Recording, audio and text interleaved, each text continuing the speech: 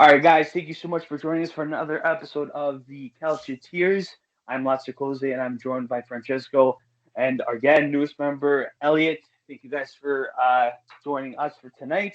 So, guys, Europa League and Champions League action finally. A long waited couple months. I know, Francesco, you're not really too happy about it.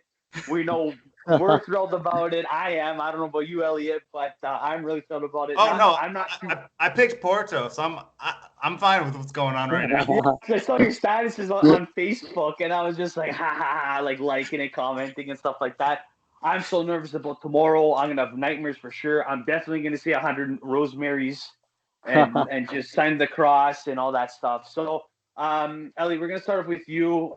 Just some quick Europa League action. So you guys face Braga. So tell me about your kind of insight of the game, and you guys were pretty confident, pretty strong coming into Yeah, the match, right? my my whole thing about this, and it seems like the Roma fans, it's like all of them are on one side. Screw the Europa League, let's get top four. And I feel like I'm the person supporting Roma Yeah. to actually go for it, because my thing is it just doesn't make sense to look. First of all, Roma are overachieving in the league, so Mhm. fourth place, even if we throw the Europa League, is just it's not guaranteed. I think we'll get it, but regardless, everything's overachieved. And in the Europa League this season, there's no Sevilla, there's no Inter, there's no teams like Lyon. The best team I think, other than us, is Leverkusen. So I Mhm. fancy our chances to actually go and win this thing.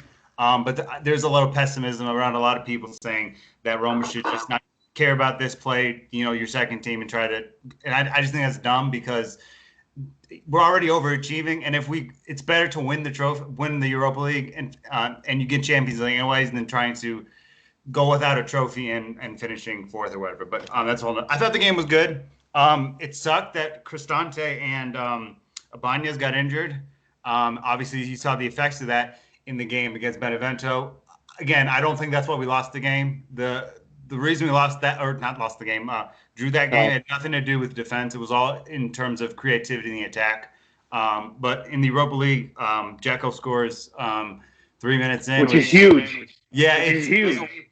it was a weird feeling because of what's gone on the last couple of weeks. But I'm okay with this, and I just sort of see it like play the Dzeko in the Europa League games, then Moriel play in the Serie A, and then you keep both people happy temporarily. Then Dzeko leaves in the summer, and you don't have to deal with it anymore.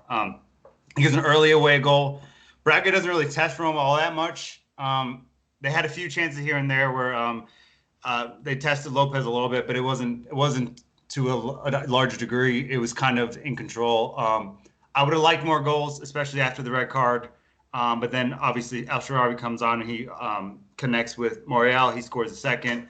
And then Roma go into the second leg with two away goals, which is perfect. Number one, because we have two away goals, so the possibilities of us losing the second leg is small, considering the fact that we're unbeaten at home, I think, in all competitions. And then that same week or next week, we have AC Milan on the weekend, so we don't have to play the most strong team. We got the two away goals. That's what we were expected to do, and that's what we did. I wanted two away goals. That was my minimum expectation for that. And then it looks like we got that, and then we'll be. I think we're going through. I think it's already kind of done, and then we can look forward to whatever comes next. But I think the important thing was to get that result, just so we can position ourselves to push forward. Obviously, the only negative thing I can really say about that performance was the two injuries, and it's just unfortunate because this weekend we played with one center back, one real center back. Fazio, I don't really consider a center back anymore, just because No, he's long gone. He's no, long when he gone. was good, he was pretty decent when he was a few years ago, but he's not there anymore, and we had to put Spinazzola at center back. But Cristante was like our backup, so losing him was huge, and I was a little concerned with us being able to get a result against Benevento. I picked Roma because of history, and we had never like dropped a point to them, and the aggregate over the last whatever amount of games was 14-4 to Roma, and we scored 4 goals in our last 3 meetings against them. So everything was telling me that we were going to go do that, and obviously that was an embarrassing performance, and things like that. But I don't blame that on the approach that we made in the Europa League. I think that was the right thing to do. And obviously we get the 2 away goals. We go into the second leg, confident mood. And obviously in the second leg we can rest a bunch and we can be prepared for Milan, who's equally in horrific form. So I was happy with it. I would have liked another one, but I'm not going to complain with 2 away goals. Yeah, we got a little greedy there. Yeah, no, for sure. Obviously, yeah, it's a given you guys are gonna continue on, no doubt about that.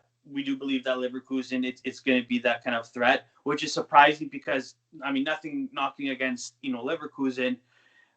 At the beginning, we were kind of looking, okay, there's Spurs, there's Milan, there's kind of bigger clubs. And now, with Spurs kind of really, really having a tough time against their loss against West Ham. And now they're, I think, 9th or 10th or whatever. I don't want to get too much about the thing I've always said with Leverkusen is when you look at a team where you're like, okay, I want that player, that player, that player, that player, and you come on one hand, you can count how many players from that team you'd like to have in your team. That's a problem.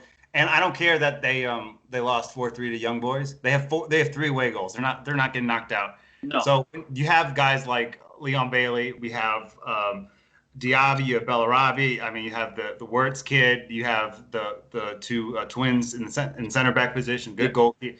So that's the team that I'm worried. I just don't want to see them in the final if we get there. And my nightmare is Roma. Leverkusen, 90th minute, Patrick Schick scores. I'm scoring against his former club. But that's to be honest, I'm not worried about anybody else. You can give me Milan, you can give me Napoli, you can give me Benfica, you can give me Shakhtar, maybe because they have really good counterattacking play. Shakhtar's a dark horse. A lot of people sleep on Shakhtar. Like a lot of people do. Because they can attack so well, but they also can be quite open. So I think Rome would be able to take advantage of that. But the only team I'm really worried about is Leverkusen. So when Young Boys are winning 3-0, I'll celebrate. I was like, yes. Yeah, no, for sure. It's just something that's really, it's going to be crazy. Honestly, I'm rooting for Roma. I know that's kind of sounds really, really weird of me rooting for Roma. Like, I know I'm kind of against this whole, why are you rooting for, like everyone says, okay, you root for Juventus because they're representing, Italy in I never bought into that. Stuff like that. I don't see it like that because let's say Juventus wins, pigs fly, meteorites are coming from the ground, dinosaurs come, alive again and stuff like that, and Juventus win. Juventus aren't going to go start parading through Rome. They're going to stay in Turin most likely. See if Rome will win a competition, okay, it's in Rome. Yeah, you're going to rub it in our face as Lazio fans, but it's like, you know what? Good on you, right? I'd rather Roma win than Juventus win. That's just me. Fair. So 2 different competitions, so. Yeah. Roma won Europa. Europa. Totally different competition. Roma for win sure. Europa, Juve win Champions League. It's an Italian Super Cup. I think I'm more likely to see pigs fly than see Juventus win the Champions League, especially because of the other teams. But I'm fine with that. I never got this idea that because someone else is in my league, I have to support them in Europe. I just don't. I understand that. I mean, I'm not Italian, so maybe that's part of it. But like, that you want your clubs in your league to do well, but I just never bought into the idea that I have to all of a sudden now cheer for Lazio and Inter and Juventus to do well. It just doesn't make sense because the next week, a week from that game, you're going to be cheering for all those teams to lose. Yeah, exactly. It's just I never got that thing. And back in 2010, everyone's like, everyone's got to get together, band together. We got to cheer for Inter. It's like, yes and no. Like, you know what I mean? Like, I'm happy that they won. And it was a different kind of era in that sense. I'm not. But it's like, we weren't. I was like, okay, whatever. But it is what it is, right? So, Francesco, when we look at your game, totally kind of opposite. Yes, okay, we know different competition, blah, blah, blah. We get it. I can't wait for this. I've been waiting all week for this reaction. This is a Porto side that is completely different. I mean, yes, okay, they don't have Felipe Anderson, which I was really surprised. He was on the bench, He really shocked me. I thought he was going to do really good at Porto, seeing how, obviously there's going to be no language barrier. The weather is a little more nicer than England. But he's a ghost, unfortunately, right? And, I'm cheering for him, obviously, because I'm an ex-Lazio guy. But coming into this, I was not. I'm saying not to say it, but I was scared for Juventus because this is a different Porto side. This is a very attack minding Porto side. They utilize pretty much all their players, even players that are going into free contracts. For example, Octavio, so on and so forth. So, Francesco, were you kind of did it bother you at all? Like I know we talked about before with Joe and everything like that. You didn't seem like concerned, but leading up to the game, did your mind kind of change a little bit? Like, you know what? Like looking at the line, I'm like, I'm a little nervous now, especially with Botancourt. Which again, before I start, what the hell? HE double hockey stick. What the hell was he doing in the back? You have no right in place to go in the back. And then not only that, you pass it to Szczesny, which I agree with you 100%. That post you did on your story. Yeah, that guy needs to leave. On Twitter. I got so many replies after that. Yeah, like go ahead, Francesco. Go. Yeah, so as you all know, Fernando especially knows this. Me and Szczesny aren't the best of friends. I've always said that I never liked him. A lot of Juventini have really hated me for saying that. They think he's some like god. He is some heaven gift from the earth. I see a lot of Ter Stegen in him. He has a very cocky attitude on and off the pitch, and I think everyone's blaming Bentancur because he messed up. But it's at the same time Szczesny messed up even more that no one's talking about. Because like I said, he's like the god that we can't criticize for some reason. If you guys watch that play, Szczesny had Danilo like wide open on the like wide. He could have easily passed him like 2 meters out. Instead, he was dribbling in the box. He was taking Porto for granted. And then when the Porto players pressed, like Fernando said, very attacking. They press. They pressed Szczesny. And he's like, oh shit, I gotta get rid of the ball. Gave it to Bentancur, and then Bentancur, I guess he wasn't expecting it, or I don't know what was in his mind. A terrible pass back to Szczesny, and the first minute of the game goes in. And then after that, everyone's like, oh, Bentancur messed up. Right after that, Szczesny and Bentancur messed up. Both of them messed up. What does Szczesny do? Instead of taking part of the blame, he grabs the ball, whips it at Bentancur's head. When Delit's telling him to calm down, to relax, he's telling Delit to fuck off and laughing in his face. If I was Pirlo, I'd yank the guy right out of the game. You should have substituted him. You should have substituted him. I don't know what was going on there. That's disrespectful too. Like not only are you like disrespecting your own teammates, you're disrespecting like you're like I understand you have an ego, but like in a Champions League match, I don't care if it's against Real Madrid, I don't care if it's against Porto. You messed up, you have to like own up, say sorry, I messed up, I shouldn't have passed. Or Bentancur, you messed up. You don't whip a ball at the guy's head. I just think it was just a disaster from the start. Pirlo should have took him off right there and then. I don't know why he didn't. But then after that, the attacking Porto, I didn't see it. I saw 11 players inside of the box, not behind the ball, literally inside the penalty box. We did everything we could. We just couldn't score. They defended us extremely well. Obviously, Morata was sick. Pirlo said later on in the press conference that's why he didn't start. He actually fainted after he came on. Oh, really? Like after the game, Pirlo said he fainted after the match. So Morata, that's just a true Juventino. What like he wasn't feeling 100%. You said Pirlo, listen, these guys need me because we're playing like shit right now. So he came on for the team, for the colors. And then in the 46th minute, like I'm imagine like the betting gods, like if you managed to bet that Porto would score in the first minute and then the first minute in the second half, you'd be rich. I don't think anyone would have predicted that. Again, an easy shot that Szczesny could have easily saved. I think Pinsolio would have saved that. And Pinsolio is the third string keeper, and he just lets the ball go in. And once again, he shrugs his shoulders like, it happens. And Pirlo still like kept him on. I think his attitude, just his ego got to him. I never liked Szczesny. After that game, I literally immediately blocked and posted on my story. I had like 20 people just like individually reply asking like either what happened or like in agreement with me. So I mean, thank God. Thank God for Chiesa for that goal, because I was just praying at that 2-0. I'm like, okay, we're not going to win this game. Just get an away goal. That's all I want. Chiesa got it, and then Ronaldo. I mean, I don't know how that. I saw the penalty. I'm yelling pen at my TV, and then the players are like debating. Pirlo's yelling at the ref, and then you see the ref say, "Calm down. I'm gonna check." He blows the whistle for the final whistle, and he just walks off the pitch and he doesn't check. Yeah, that was We a were on the little. because he did say 4 extra minutes. It literally just hit the 94th minute mark, and we're on the attack. It's not like we're in our half. We're literally on the attack. We could build up a nice attack here. He says, "Okay, I'm gonna end the game so I could check the penalty," and he never checks. I mean, Yeah. he is a La Liga ref. I know it's corrupt over there in Spain, but what was he like mad that like Ronaldo left Real Madrid, his precious Madrid, or I don't know what the problem was, but it, a 2-1 result. Obviously, some Juve fans are happy. At least we got 2-1. We won't. I really hope so, but I don't think we'll lose at home. We have that away goal. It's just gonna be tough. Would have been nice if we had the 2 away goals, but we just gotta make sure we don't let Porto score. If I'm Pirlo, Szczesny doesn't even touch the Champions League for the rest of the season. Play him against Crotone.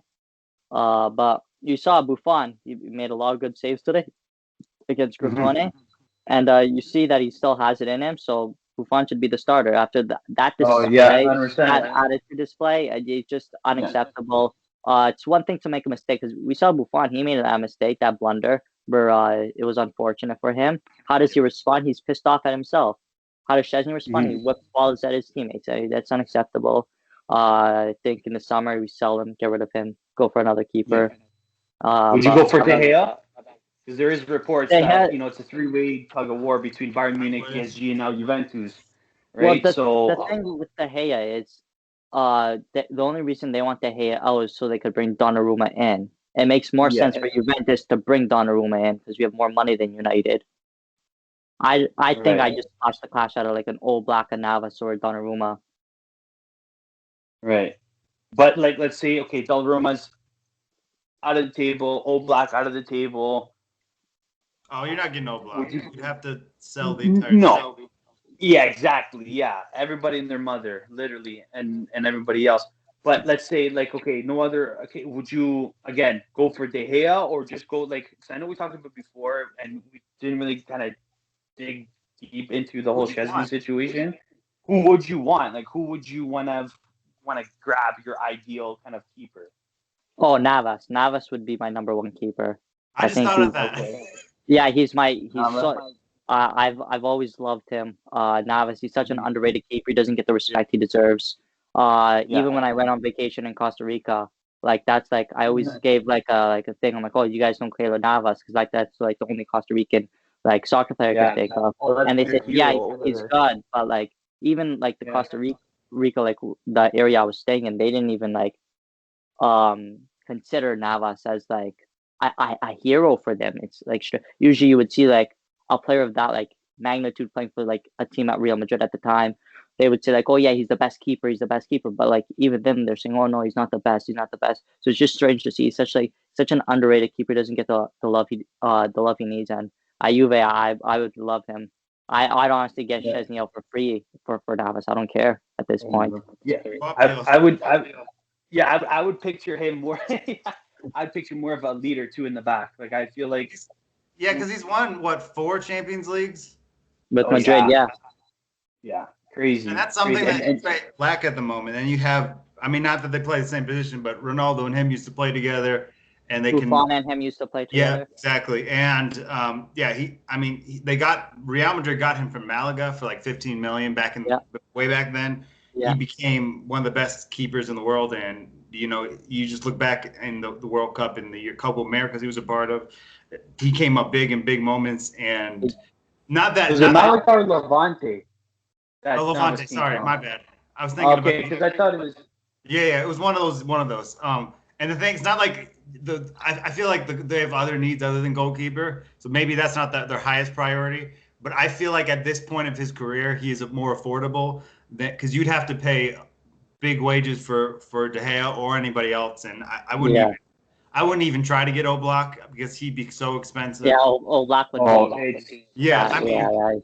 I think he's the best goalkeeper in the world, and I don't think it's even close. So I think it'd be hard to get someone like that. But there's obviously, I think Navas makes the most sense. Number one, you probably have to pay, but I think he's more affordable than somebody going for I guess a brand name player. And he's got leadership abilities. He's got winning intangibles. He's won with Real Madrid. He's played with Ronaldo and Buffon. And and others, and it's just like it seems like that is the to number one, so you don't spend a fortune. Also, getting a goalkeeper that's stable there.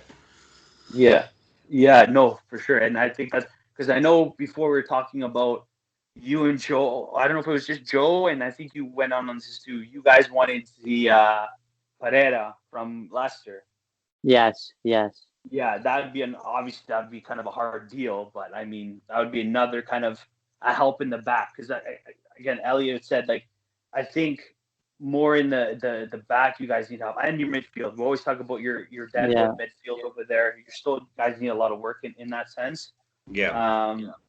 Can we say that Napoli's loss was a shock or what? Were we kind of Wait, shocked to see hold that on. Granada? Which the Granada? No, I had Granada winning. I You did got too. Granada I winning. thought I thought Yeah. I thought Granada I thought Granada would Interesting. win. I watch all the leagues. I Yeah. know Granada can Interesting. play. They have a good goalkeeper. They defend well. And if you allow them, the problem is, and Granada is not like the world's best team, but if you allow them to play for you to play into their hands, even if Napoli has 100 chances, they know how to play games like that because I've seen them play games like that against the top tier in La Liga, and La Liga may not be the best league in the world, but when you give them the luxury to let the opposing team dictate them, then it kind of plays into their hands where indifference in terms of like now they're trying to go out and do this or this. They let Napoli do play the game they wanted to, and they just had a plan to stop it. And once that got cut in the bud, Granada just took advantage and really quick. They had those two goals like within minutes of each other, Yeah. and I don't know. Granada is one of those sneaky teams where you just don't want to underestimate. And I'm not saying Napoli did, but it's just this was never going to be as cut and dry as the size of the teams you would think based on sort of European past history. Yeah, Yeah, I because would they still. say Go ahead. yeah, Go ahead, Francesco. I would say Granada's kind of like Atalanta in a sense. Yeah. If you're not a La Liga fan, you don't know who they are. But if you watch La Liga and you understand La Liga, you know that they're such like an underrated team, and they're like I knew this would be a tough like a matchup from the beginning, and then when Koulibaly's out, Ospina's out, like a lot of key players for Napoli were out. I said, watch, like Napoli's gonna use their motivation to beat Juventus because they always have that extra boost of motivation for Juve. And then after the Juve game, like after like Napoli like won against us, I said on the podcast, I said, watch Napoli's going to lose a couple of games in a row now because they're not facing Juve, they're facing They emptied teams the that they tank. should win. Yeah, Hmm. Hmm. Yeah, and Granada's they still have Soldado, which he's like yeah, what 34 now. We know him from Spurs and Villarreal and stuff like that, and Mm. Fenerbahce, and he's such a warrior on it. And correct me if I'm wrong, at the like really early touches of the season, they're giving tough, like the bigger clubs tough time. They They've were yeah, had kind of like second, third. they've It was had one crazy. bad game the whole year. They got Yeah. ripped apart by Atletico. I think that was match day 2.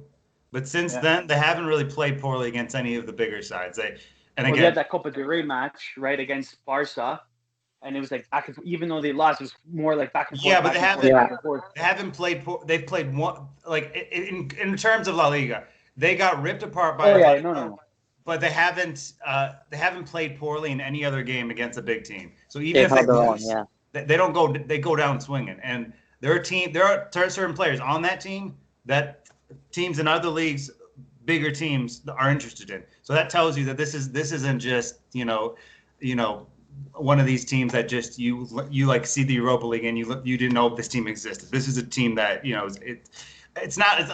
never going to win a Champions League final, or they're never going to overthrow Barca, but like in terms they'll of put how in they a played fight. Napoli, they did it perfectly. yeah, yeah, and it's unfortunate, but I mean that's the way the cookie crumbles. Now we've Ellie, you've said this, on our last podcast that Milan are doomed to fail and fall. Again, they lost against Inter. I mean, I think this is, we can safe to say this is kind of the beginning of the end of Milan. I think I'm going to go use, I hate to say this.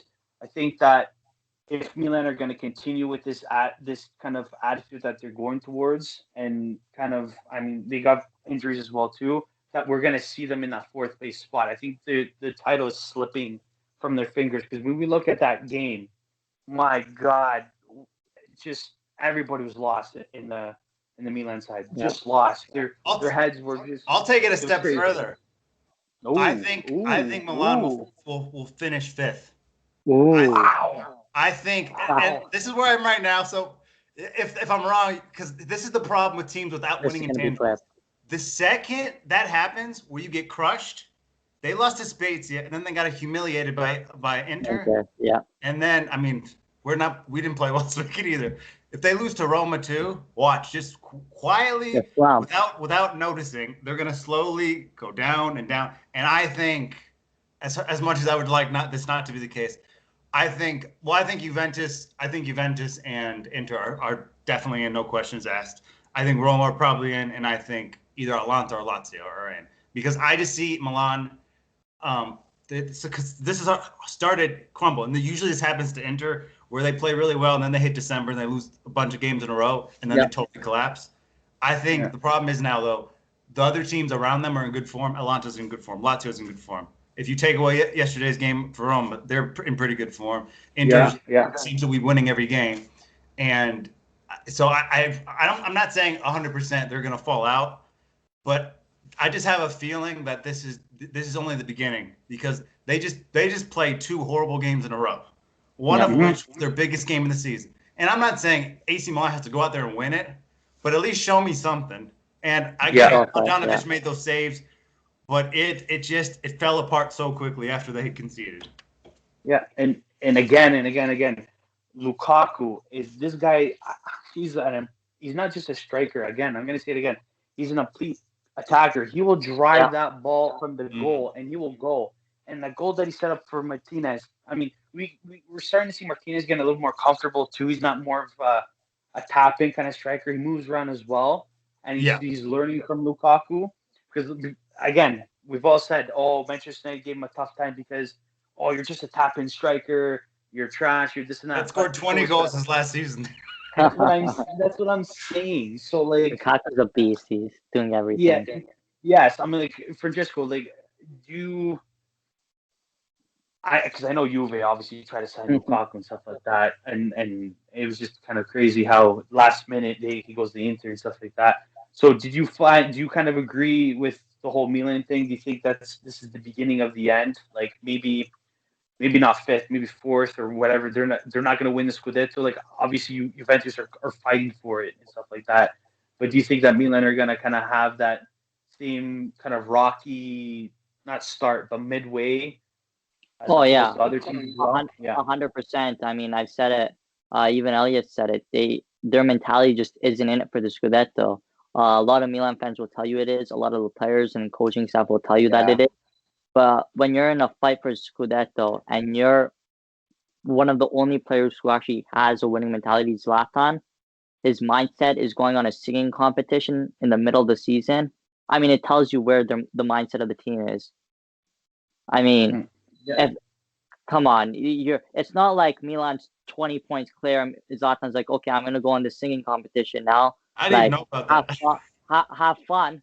No, it's Milan's like a point behind or 2 points behind Inter. You have Juventus breathing down the next, Roma breathing down the next, and Ibra, who's, I would say, the only thing that's keeping Milan afloat with Donnarumma in the back. He's like, okay, guys, listen, I've done what I need to do. I'm going to go sing. And a lot of fans were outraged about that. So I mean, is he singing or dancing? Is he doing Ballo with the Stelle or Sanremo? Or I know it's Sanremo. I don't know if it's singing or I don't know what it is. I thought it was singing. Wait, yeah. Is he leaving the team to do this? I have no clue what's happening. I just know about this. I just know. Yeah, I just know I just saw Zlatan's going to Sanremo. I'm like, I thought this was a music fest. I'm like, what the hell is this thing? And I was like talking to Enzo about it. And he's like, no, it's like a competition in Italy. I mean, why the hell is he going in a competition in Italy, like middle of a Scudetto race? Like that's how you know, like the Milan, like the Scudetto race, it's gone. Like it's done. It's over. Bad luck, man. Man. Like Milan fans throwing the white towel, it's done. Top four now. Now you have to see if Mandzukic and Leao could pick up the pieces from what Ibra left. and kind of survive for top four. Even then, that's tricky. I don't know. With both of them, they are not Liao. Zlatan and Mario, they remind me of stepbrothers. I don't know. Probably gonna make a post for that, but they just remind me of stepbrothers. Now, I mean, okay, we talked about Napoli, and I didn't bother Atlanta and Napoli after that win. We now know that Napoli, they're kind of hot water anywhere they go. Gattuso. Yeah. I mean, quick, do you think he's gonna leave? Like now with these results, now everyone says In the summer. Do you think he's gonna leave? Yeah, in Still summer. think in the summer. In I the still think summer. Okay. The Just Juve curious, game, because yeah, the Juve game saved him. They're still within distance of some European places. Again, and Napoli fans probably don't like when I say this because I've said this on multiple shows already. I just don't think they're very good, and that's the truth. They have some players that like I like, but as a team they aren't very good. And yes, they had all the energy in them to beat Juventus. Then they did that and they had nothing left. What happened? They went to Granada. They probably went into the Granada game thinking we're better than them. They lost real quick, and then against Atalanta. They probably saying we beat them 4-1 last time. We can do it again, and then they won't lose again. So they've lost their last two games after they beat Juventus. And the thing is, again, it's kind of with Milan. I see them also kind of slipping. I'm not saying they're going to slip outside of like Verona and people aren't going to finish in front of them or anything like that. But right now you have the four, and then you have teams like Lazio and Atalanta and Napoli. One of those teams isn't making Europe. Actually, I don't know what the number is. I think one or two of those teams aren't making Europe. And right now, if you present me the case for Lazio and Atalanta and Napoli, I can make an easier argument why Atalanta and Lazio are in a better position to make Europe than it is for Napoli. Lazio's in good form. Again, Mikuri should have scored that open goal. Oh man, I had a Nutella sandwich ready in my hand, ready. I'm like this. I chucked that thing across the room. Oh man, I was so happy for Mikuri. I'm like, yeah, he's fighting his form. He's doing good. What does he do? Pangkula Mama. He messed up. I couldn't believe it. Yeah. So I didn't mean to bring that up, but the point is, no. The way you're playing right now you're in good form. And I know Sampdoria didn't have a shot on target, but that's still a tough. I didn't like that win with Sampdoria though. We should have. You definitely should have scored more. We should have scored more. And these players cheering and screaming and whatever. Like same with that situation with Francesco. You win the game, but you're cheering and scoring, or you're losing, and it's like, oh, we'll get him next time. This isn't a World Cup. Like you get the win, move on. Especially with Sampdoria. Yeah. 2, 3, 4, nothing. I'm happy. But when it's 1-0 and you guys are like, ooh, no. You got to continue forward, and that's it. But Ellie, you were saying about sorry, I got caught off track. I just wanted to bring that up because I want to see your reaction. Yeah. So Lazio playing really well collectively. Immobile is doing well. Alberto and Savic playing well. I mean, the team is just since they beat us has been on a mission to continue to uphold their momentum. Then you look at Atalanta. Atalanta is a weird team where they always play well against big teams, and they shit themselves against teams like at the bottom of the table. But lately, it's just result after result after result. And Gasperini gets sent to the stands in the first, I think it was in the first half, and they still end up scoring 4. And then you look at Napoli. Okay, they beat Juventus. Before that, they lost to Genoa, and then a couple of weeks before that, they lost to Verona. And since then, they've lost 2 games. So if you're just looking at these 3 teams, just from an unbiased perspective, it's hard to make an argument that Napoli's going to finish ahead of Atalanta and Lazio because they're on good form. I think to a certain extent they played better as collectively as a team, and Napoli just all they have is Insigne to sort of. So it's just like when I think of Napoli, is how were they going to do this? Like, sure, they could finish 5th or something, but my that's what I keep thinking. How are they going to finish in front of 2 teams that are playing better right now, and you just lost to one of them? So any argument that had Napoli as a potential 5th place team got totally annihilated by the fact that they just lost to another team that's kind of going for the same thing. Because I feel like maybe 1 or 2 of those teams are trying to get to the top 4, but I think for the most part, it's basically for 5th place. And I just think there's not a strong argument that the Napoli's going to do that. Interesting. Yeah, because I feel like Napoli just it's again, you say they focus all their energy on Insigne. It's like Insigne help us, and I just feel like they lack on one thing, and it's like the whole operation just sets down. Even if it's the fullbacks, the center, the attack, and what's his name? I keep forgetting his name. Number 9 on Napoli. Osimhen. Can that kid catch a break or what? Like He's so unlucky, man. I feel so bad. I was watching the game, like, what happened? I see the stretchers come. I'm like, holy shit. And then I'm reading, like as the game's going on, like, oh, yeah, he fainted. It wasn't due to contact. It could be COVID related. I'm like, okay, what's happening? Then he's rushed to the hospital. Like, oh, this guy's so unlucky. This season for him, it's just a write off. It's injury, COVID, injury, this now. It's unlucky for him. I feel so bad, especially like for the Napoli fans. You pay like they invested so much money in him. Yeah, so much money. Like 70 million for Napoli is probably like Mbappe level, like 200 million for like a top team, and now like it's just unlucky. Hope like for me, I really don't give a shit if this kid does well. But for the Napoli fans, you know, for the Napoli fans, you know, hopefully he like turns out well. Like as a Juve fan, I want him to flop. Like I don't want the guy to die. I don't want him to get injured like this. Like I feel sorry for him. Like I don't want him to die. I don't want him to die. Like I think we could raise the bar a little bit. I wouldn't wish like him to get like injuries and COVID and all that. Like I would want him to perform like shit. But yeah, like for example, for like Lukaku. Like every time Inter step on a pitch, I'm like, please Lukaku tear an ACL. Please Lukaku tear an ACL. Like I'm praying for that. Like, I'm gonna be honest. I'm praying for it. Like for Osimhen, like Napoli's not at a level where I need to feel threatened by them. Like if Osimhen's playing, I'm like, okay. If Lukaku's playing for Inter, then I'm scared. Napoli's not at a level where any team. I don't think any team is really like saying, oh shit, this guy's playing for Napoli. We got to be careful. Right. Maybe it's Bali, that that he's getting injured. But in hindsight, that just looks like a poor investment at this point. You busted up 70-something million for a dude who I would have paid 45 for. And I think they overpaid because other teams were interested and they had to really get it across the line. We've seen teams do like that in the past. And again, I feel like they're going to go out and buy another striker this summer again. And it's just like you spent so much money, and obviously it's not his fault that he got injured. But my thing with Napoli is, so with some other teams, if Insigne doesn't play well, Napoli loses. For the most part. You can even say there are games in which Juventus wins, but Ronaldo doesn't play well. There are games where Lazio can win and Immobile doesn't play well. So there's among these teams in Europe, if you take out their best player, or not take out, but like if he underperforms, you still have somebody else who can do something there, or not to say that he's not their best player or whatever, but the second he doesn't perform, the whole thing kind of collapses.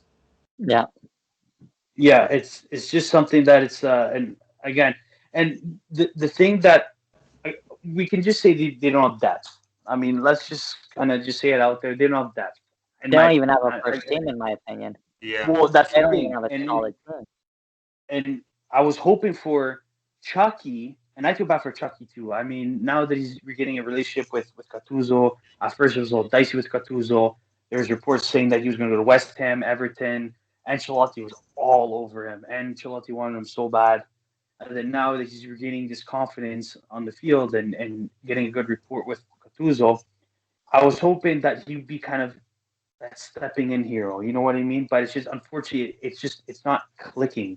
He's always caught on the wing, which is great, was fine. But like, if you can kind of give him that opportunity, he can play as a striker. He can, but it's just unfortunately there's no.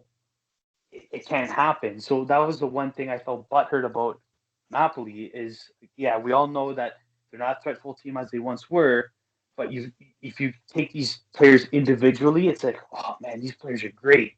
But as a team, they're a hot mess. Exactly. It's crazy how that was my point. It's not. Because when I was thinking about this, and this was at the beginning of the season, because I had a really difficult time picking who was going to win the Scudetto this season, because I thought it was open for a good. To be honest, I dismissed Juventus because Pillar was the manager, but I was being split between multiple teams, and I thought about Napoli, but the reason I didn't is every time I put my faith in them, they've always let me down. But if you just look at their squad and sort of just what they have on paper, you would think this team is in the top three. They just have the talent there. It's unbelievable talent. But then Inter have the talent and the depth, and they have Lukaku, and they have Martinez, and they have Barella. So I essentially picked Inter. But like the thing is, in terms of talent, it's all there. It's just when you watch them, they play as if they're like have the squad of like I don't know, Crotone or something.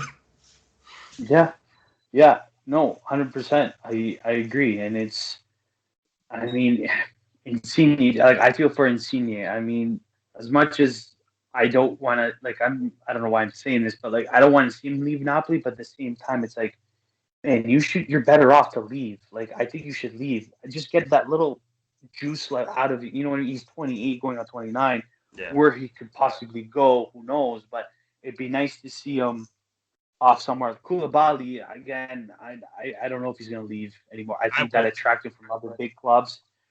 I don't know if it's still there. I don't know the age, the injuries.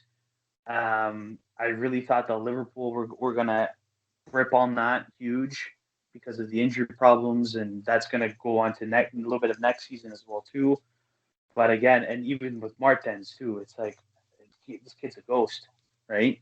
Yeah. So I mean, I think that Napoli's got to do a lot of work to do over the summer months and by right. Before we get going, can we talk about the amount of horseshoes that are crammed up Genoa's rear end, please? About that game, the luck, just so what? Basically, I only like watched a little bit of the game. What was it, like a 90th minute tie or something like that? Like body just blasted outside of the box.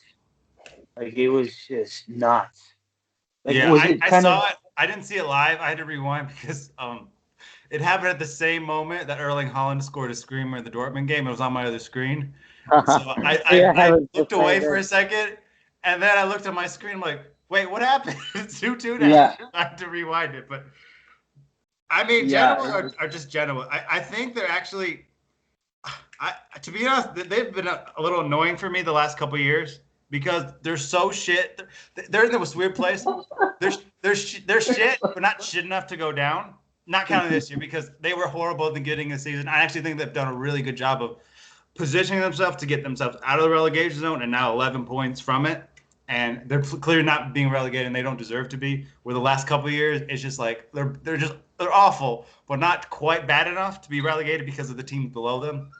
And I got a little scared watching this because it kind of looked like the Genoa that I used to hope got prayed for relegation in the past.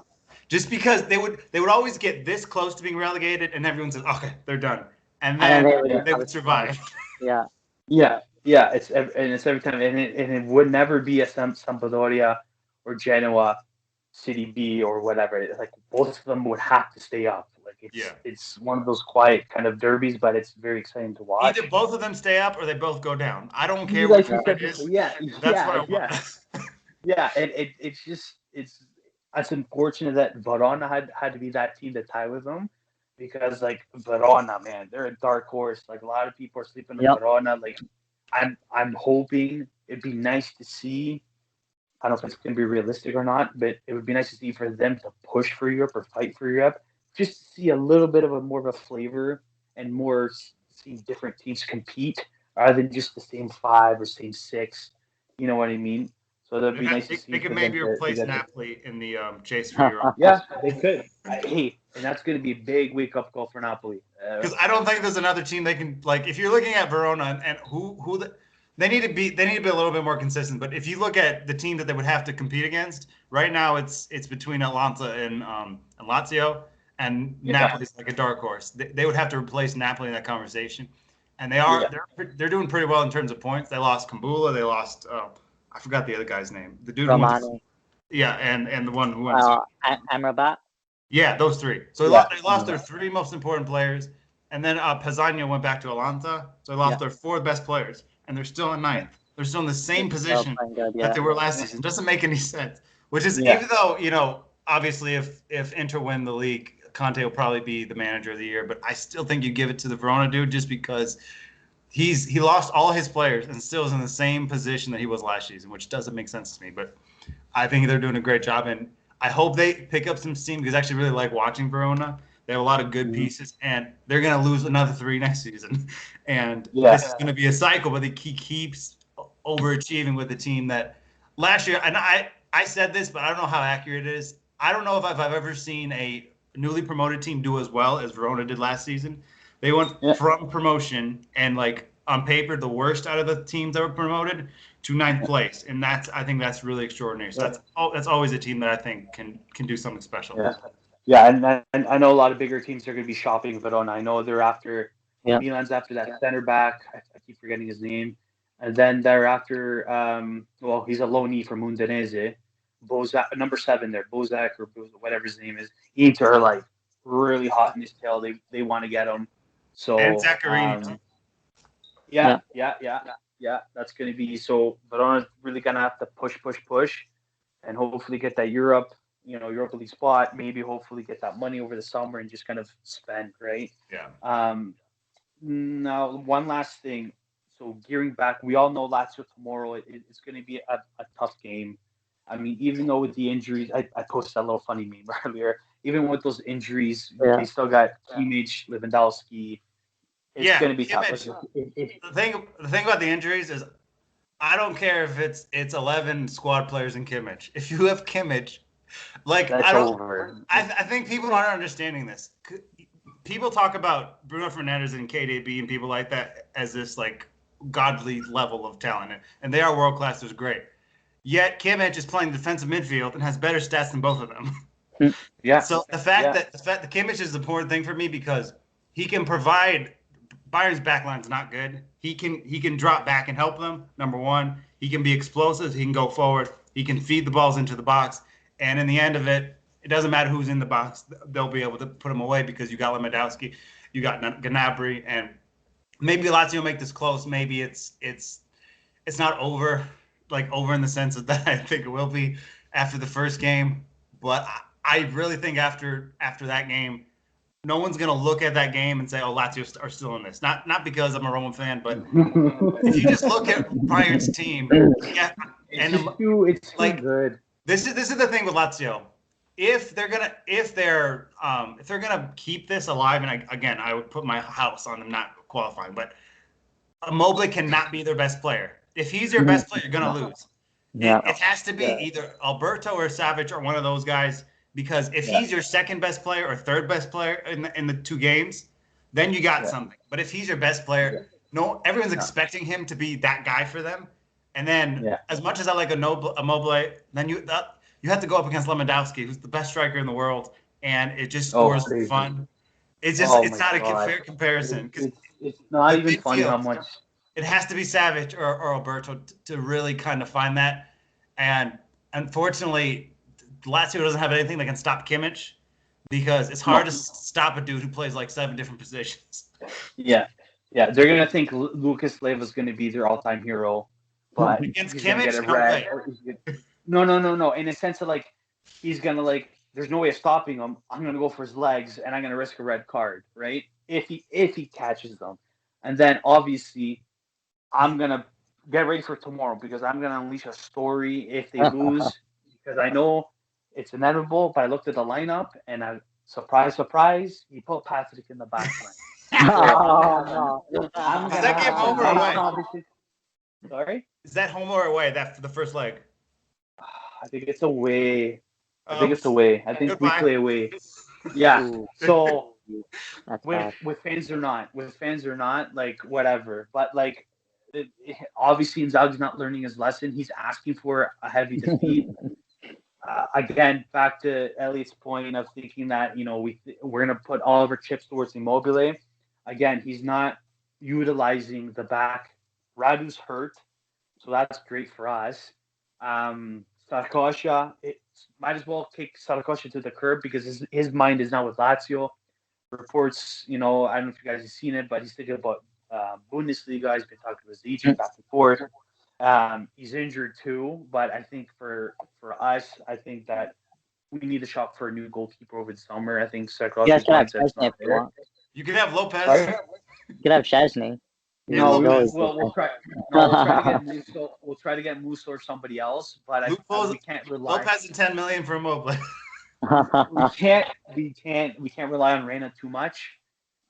He's been okay. Like really surprised. I thought he was gonna shit the bed hard. I thought the Spanish Mr. Clean was gonna give us problems in the back, but He's also like 100 years old. oh yeah, he's 38. Yeah, 100 years old. Holy Yeah. shit. So yeah, he's 38, 37, 38. So I mean, he's got a wicked resume, but against one of his former teams, I mean, again, playing that three in the back with not enough risky. depth. I think it's too risky, especially Yeah. against that attack. They should at least, for me, they should have put the four in the back, dropped Lazari back a little bit, because yes, he can go up and down, but he could really at least for the most part help the back a little bit. You know what I mean? Like I know we've been used to seeing him in the right mid and going up more. When he first came to Lazio, he was a fullback. So again, if we lose, I'm not surprised. I'd park the bus. Yeah. Oh, 100%. Because try to lose 1-0. Let Lewandowski score one or Kimmich or whoever. Just go into the second leg 1-0. That's because it's open. If at 1-0 you still you're probably still going to lose, but you have a chance. If you try to attack them, they're going to kill you. That's people. You can't leave yourself open, and with and right at the back, it's just too risky because you got to think. You can talk about You can talk about all the players that Bayern are missing, even the players that aren't missing. They walk into Lazio's starting lineup, so it's not like it's not like you settle for this guy or the other guy, because when one of your players gets hurt, when your backup is not someone what a Bayern backup is, and if Lazio leaves it open, they'll crush them. So I would just play 5-6 center backs and just park it. And it gives me anxiety to see that lineup every week in and week out. Like regardless from this, it drives me nuts. It's like they get rid of center backs like it's nobody's business. Yeah, we got that Mascherano dude from Milan on a free, cool, no problem. But again, it's like I'd be happy with the 1-0, the 1-0 loss. It'd be like a World Cup victory for me because there's a chance. We know that Roma are good for the next leg. We don't have to go into Roma. Francesco, now going into the second leg, what would you do? Is there anything that would you obviously, you're gonna name out the obvious with Szczesny, whatever. But coming into this game, would you change anything? Would you put Ronaldo somewhere else? Would you kind of, see where you can put Cuadrado or anybody in the midfield? What would you do in this point if you're Pirlo? After fixing up your beard, blow drying your nice glorious flow, and having a nice espresso, you're looking at the starting 11 coming into the next game. What would you do at this point? Yeah, but before I touch on that, I just want to mention a lot of people say Lewandowski is the best striker in the world, best forward in the world. And I agree with that. I think Lewandowski deserved that Ballon d'Or. But a lot of people are forgetting Immobile outscored Lewandowski in the Golden Boot race. And no one's talking about it. Immobile did it when he was on Lazio against Serie A teams that are harder than like a lot of Bundesliga teams. When he has now this is where Fernando's going to stop clapping. Who has Immobile? Who had more penalties, though? Oh, definitely Immobile, 100%. But I'm saying, like, when Immobile did have... That's why I keep my mouth shut. When Immobile did have, like, those actual goals that weren't from the spot, he has, like, players like Lucas Leiva giving it to him. Like, Luis Alberto is a good player, but, like, Lewandowski obviously had the favorable midfield giving him, like, a great goal after goal. But I think Immobile has to go. Obviously, he played for Dortmund, so he knows how Bayern more or less play. I definitely think Atalanta have a bigger chance of beating Madrid than Lazio do have Bayern. Yeah. But I wouldn't. Real Madrid have huge injuries. Did you guys check out the list? I saw it. It's huge. I just think Lazio. A lot of people are writing them off. I personally think Bayern's going to win. I just don't think it's going to be as bad as a lot of people are saying it as. Yeah. Especially to most, it is a way for Lazio. If they could magically get a goal, I don't know if they could magically get a goal, no matter, unless it's like Barcelona level where it's like 8-2, no matter the score line, I think Lazio have a chance if they could get a goal. But like talking about Juve, I think, like you said, Buffon needs to start 100%. I don't want to see Szczesny on the team sheet. I want to see him send him to Porto while the game's playing. I don't care. I don't want to see him in the stadium. But Buffon needs to be there. I think it's just assessing injuries. Obviously Bonucci and Cuadrado, they're cutting it close to the game. So if they're 100% fit, you put Bonucci, you put Cuadrado, you bench Danilo. You have a back four of Sandro. I would have a back four of Sandro, Delit, Bonucci, and Cuadrado, with Buffon in net. If Artur's back, I pray that he is. I'm not sure. I would play him, McKennie. And I think this is obviously we're challenging for the Scudetto, but at the same time we're facing teams like Hellas Verona. They're a solid team. Like I don't want to like say, oh, we should beat them, blah blah blah.